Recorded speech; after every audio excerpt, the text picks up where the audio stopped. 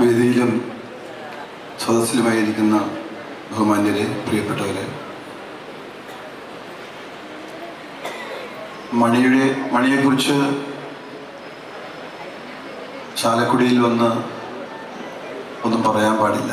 കാരണം നിങ്ങളുടെയൊക്കെ മനസ്സിൽ നിറഞ്ഞേക്കുന്ന ഒരു വ്യക്തിയാണ് മണി എന്ന് പറയുന്ന ആ നല്ല സുഹൃത്ത്. നിങ്ങൾക്കറിയാവുന്ന കാര്യങ്ങൾ തന്നെയാണ് ഞാൻ പറഞ്ഞാലും. പിന്നെ സിനിമയിൽ ഞാനും മണിയും ഒത്തിരി സിനിമകൾ ചെയ്തിട്ടുണ്ട്. ചെയ്ത സിനിമകളെല്ലാം ഒരു ഷൂട്ടിംഗ് ആയിട്ട് എനിക്ക് ഇന്ന് വരെ തോന്നിയിട്ടില്ല. കാരണം ഒരു പിക്നിക്കായിട്ടാണ് അനുഭവപ്പെട്ടിരിക്കുന്നത്. ചിരിച്ചും കളിച്ചും തമാശകൾ പറഞ്ഞും അത്രയ്ക്ക് ത്രില്ലാണ്. നമുക്കവിടെ ഷൂട്ടിംഗ് കഴിഞ്ഞാലോ അല്ലെങ്കിൽ ഷൂട്ടിംഗ് ഇല്ലാത്ത ദിവസങ്ങൾ വീട്ടിലേക്ക് പോകാനോ തോന്നാറില്ല. മണിയെ വിട്ട് പിരിയാൻ തോന്നില്ല അവിടെ നിന്ന്. എൻ്റെ ഷൂട്ടിംഗ് കഴിഞ്ഞിട്ടും ഞാൻ സെറ്റിൽ പോയി ഇരുന്നിട്ടുണ്ട്. ആ സിനിമയാണ് ബെൻ ജോൺസൺ എന്ന് പറയുന്ന മണിയും ഞാനും കൂടി അഭിനയിച്ച ഒരു സിനിമ. ഞാൻ ആദ്യം മണിയെ കാണുന്നത് ഞങ്ങൾ ചെറായിലൊരു പടം ഷൂട്ട് ചെയ്യുന്ന സമയത്താണ്. മണി അതിലൊരു ചെറിയ വേഷം അഭിനയിക്കാൻ വേണ്ടി വരുന്നത്. ഇത് ജഗതിച്ചേട്ടൻ ഞാൻ ഒക്കെ ഉണ്ട്. ഒരു പോലീസ് ഓഫീസറായിട്ട് എന്നെയും ജഗതിച്ചേട്ടനെയും ഒരു ടേബിളിൻ്റെ പുറത്ത് കെട്ടിയിട്ടിട്ട് ചോദ്യം ചെയ്യുന്ന സീനാണ്.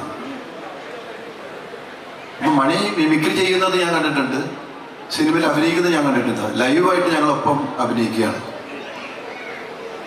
മണി അത് ഭയങ്കര ഗംഭീരമായിട്ട് പെർഫോം ചെയ്തു. അത്ഭുതം തോന്നി. ഞാൻ ആലോചിച്ചു, മണി എന്തിയ സിനിമയിൽ വരാൻ വൈകിയോ എന്നൊരു മനസ്സിൽ തന്നെ ഞാൻ ചോദിച്ചു. അന്ന് തുടങ്ങിയ സൗഹൃദമാണ് ഞങ്ങൾ.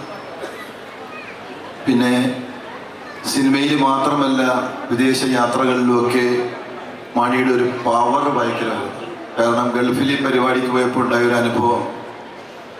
ഫസ്റ്റ് പരിപാടി നടത്തുന്നത്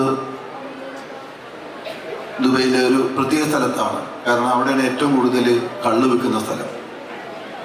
അവിടെ പരിപാടി ഗംഭീരമായാൽ പിന്നെ നമുക്ക് എല്ലാ പരിപാടിയും ഗംഭീരമായിരിക്കും. കാരണം അത്രയ്ക്ക് കുഴപ്പമുള്ളൊരു സ്ഥലമാണ്. അവിടെ പരിപാടി നടത്തപ്പോൾ സൂപ്പർ പരിപാടിയായിട്ടാണ്. ഞങ്ങൾ പരിപാടി കഴിഞ്ഞ് ബാക്കിൽ ഇങ്ങനെ ഇരിക്കുകയാണ്, ഡ്രസ്സൊക്കെ മാറിക്കൊണ്ടിരിക്കുകയാണ്. അവിടേക്ക് മദ്യപിച്ചിട്ടുണ്ട് 2 പേര്. മണിയെ വാതിൻ്റെ അരികൂടെ ഈ തകിട് വെച്ച് മറച്ചിരിക്കുന്ന ഗ്രീൻ റൂമാണ്.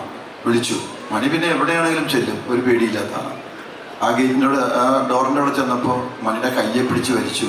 മണി ഒരു തള്ളു കൊടുത്തു. പിന്നെ 3-4 പേരായിട്ട് തിരിച്ചു വന്നു. പിന്നെ അവർ ചവിട്ടാൻ നോക്കി. ഞങ്ങളൊക്കെ ഇടപെട്ടു പോയി. അത് കഴിഞ്ഞ് അവർ അവിടുന്ന് മെസ്സേജ് അടിച്ചു, ദുബൈ പരിപാടിക്ക്, അൽനാസർ പരിപാടിക്ക് എൻ്റെ പരിപാടി ഞങ്ങൾ നടത്തിച്ച് കാണിച്ചു തരടാമെന്നും പറഞ്ഞിട്ടൊരു ചലഞ്ച്. അപ്പം ഞങ്ങൾക്ക് പേടിയായി. മണി അപ്പം ജീവിതത്തിൽ വേറൊരു കാര്യം കൂടി ഞാൻ അടിവരായിട്ട് പറയുന്നത്, എൻ്റെ ജീവിതത്തിൽ ഒരുപാട് സൗഹൃദങ്ങളുണ്ടെങ്കിലും സുഹൃത്തുക്കളുണ്ടെങ്കിലും ചേട്ടായി എന്ന് വിളിക്കുന്ന ഒരാൾ മാത്രം ഉള്ളു, അത് മണിയാണ്.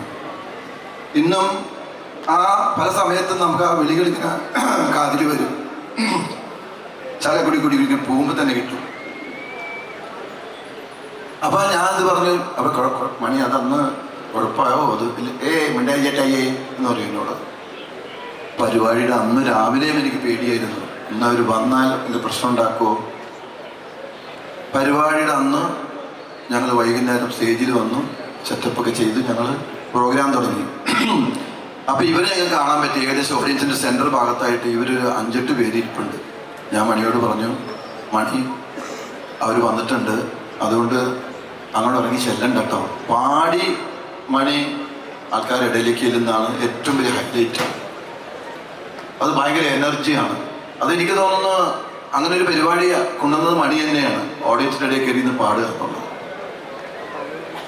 മണി ഈ സമയത്ത് പാട്ടും പാടി ഓഡിയൻസിൻ്റെ ഇടയിലേക്ക് ഇറങ്ങിയപ്പോൾ ഞങ്ങൾ എല്ലാ സ്റ്റേജിലും സൈഡിൽ നിന്ന് ഒറ്റ കെട്ടായി നിന്ന് കണ്ടുകൊണ്ടിരിക്കും. എന്തെങ്കിലും പ്രശ്നം എല്ലാം ഇറങ്ങി ചെല്ലണം. അങ്ങനെ ഇവർ മാത്രം എഴുന്നേറ്റ് നിന്ന് കൈയടിക്കാൻ തുടങ്ങി, ആടാൻ തുടങ്ങി. ഇവരൊന്ന് കൂട്ടമാകാൻ തുടങ്ങി. പിന്നെ മണി അതിലൊരാളുടെ തോളിലിങ്ങനെ കൈയിട്ടിട്ട് അയാളെ കൊണ്ട് ഇങ്ങനെ വരികയാണ്. ബാക്കി ആരും വന്നില്ല ഇങ്ങോട്ട്.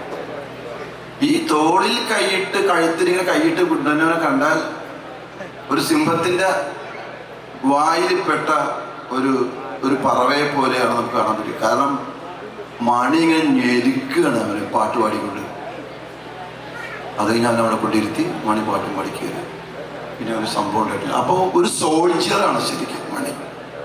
എവിടെയും നമ്മുടെ ഒരു അംഗരക്ഷകനെ പോലെ ഞങ്ങളിലേക്ക് മുമ്പിൽ നിന്നിട്ടുള്ളൂ. അമേരിക്കയിലും ഇതുപോലൊരു സംഭവം ഉണ്ടായിട്ടുണ്ട്. അതൊക്കെ ഭയങ്കര സംഭവങ്ങളാണ്.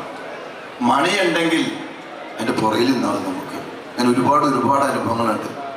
നേരത്തെ പറഞ്ഞ പോലെ മണി ഒരു നടൻ മാത്രമല്ല, നല്ലൊരു പാട്ടുകാരനാണ്, നല്ലൊരു മിമിക്രിക്കാരനാണ്. നന്നായി ഡാൻസ് ചെയ്യും, നന്നായിട്ട് ഫൈറ്റ് ചെയ്യും, ഇമോഷൻ ചെയ്യും. ഏത് വേഷം കൊടുത്താലും ചെറുപ്പത്തിൽ തന്നെ ഭയങ്കര ഏജായിട്ടുള്ള ക്യാരക്ടറൊക്കെ ചെയ്ത് തെളിയിച്ച ആളാണ്. അത് ഭാഗ്യവാനാണ്. പക്ഷെ ഭാഗ്യം മാത്രം പോലും അത് അഭിനയിച്ച് ഫലിപ്പിക്കാനുള്ള കഴിവുണ്ടാവണം. അപ്പം മണിയെക്കുറിച്ച് നമ്മൾ പറയാൻ നേരത്ത് ആരാണ് മണി എന്ന് പറഞ്ഞാൽ ഒരു പാഠപുസ്തകമാണ് ശരിക്കും മണി. നമുക്ക് പഠിക്കാനുണ്ട് പലർക്കും മണിയെ കുറിച്ചിട്ട്. മണി ചാലക്കുടിയുടെ ആത്മാവാണ്. മണിയുടെ സ്നേഹം അറിയാത്ത ആരും ഇവിടെ ഉണ്ടാവില്ല. ഒരാൾ ഫോൺ ചെയ്താൽ പരിചയമില്ലാത്ത ആളാണെങ്കിലും ചേട്ടാ ഈ ഒരു മിനിറ്റ് ഉണ്ടാകും, അവൻ മാറി അമ്മച്ചേ ഒരു പണി, നാളെ ഞാൻ ഉണ്ടാവില്ല, ഷൂട്ടിലായിരിക്കും, മറ്റന്നാൾ ചാലക്കുടിക്ക് വായോ, രണ്ടോടെ വന്നിട്ട് ശരി അമ്മ, ശരി പോരും. ഒരു അമ്മയായിരിക്കും. അവർ വന്നു കഴിഞ്ഞാൽ അവർക്ക് പൈസ എടുത്ത് കൊടുക്കുകയാണ്. എന്താണ് അവരുടെ ആവശ്യം എന്ന് പറഞ്ഞാൽ പൈസ എടുത്ത്. ആരാണോന്നും നോക്കാറില്ല. വേദനിക്കുന്നവൻ്റെ കണ്ണീരൊപ്പാനും സഹായിക്കാനും ഇത്രയും കണ്ട ഒരു മനുഷ്യനെ കണ്ടിട്ടില്ല. അതൊരു മനസ്സ്. ഇപ്പം ഞാൻ പറയുന്നത് പലരുടെ കയ്യിലും പൈസ ഉണ്ട്. പലരും പറയും പൈസ ഉണ്ടായിട്ടല്ലേ കൊടുക്കുന്നതെന്ന്. പൈസ മാത്രം ഉണ്ടായിട്ട് കാര്യമില്ല, ഒരു മനസ്സുണ്ടാവണം അത് കൊടുക്കാനുള്ള. അത് മണിക്കൊണ്ട് എന്തായാലും മണിയുടെ ഈ വേർപാടിൻ്റെ 8ാം ചരമദിനം ഇങ്ങനെ നമ്മൾ ഓർക്കുകയും അതിനൊത്തുകൂടുകയും ചെയ്ത, അതിനുവേണ്ടി ചുക്കാൻ പിടിച്ച ഇതിലെല്ലാവർക്കും എൻ്റെ പിന്നിൽ പ്രത്യേകിച്ച് എല്ലാവർക്കും സ്നേഹത്തിൻ്റെ ഭാഷയിൽ 1000 നന്ദി ഞാൻ രേഖപ്പെടുത്തുകയാണ്. ഇത് എല്ലാ കൊല്ലവും നേരത്തെ പറഞ്ഞ പോലെ എല്ലാ കൊല്ലവും ഒരു പടി മുന്നോട്ട് കയറി വലിയൊരു പരിപാടിയായിട്ട് തന്നെ വരണം ഉണ്ടെങ്കിൽ എത്തിയിരിക്കും. നന്ദി. ചാലക്കുടി ഹൃദയപൂർവ്വം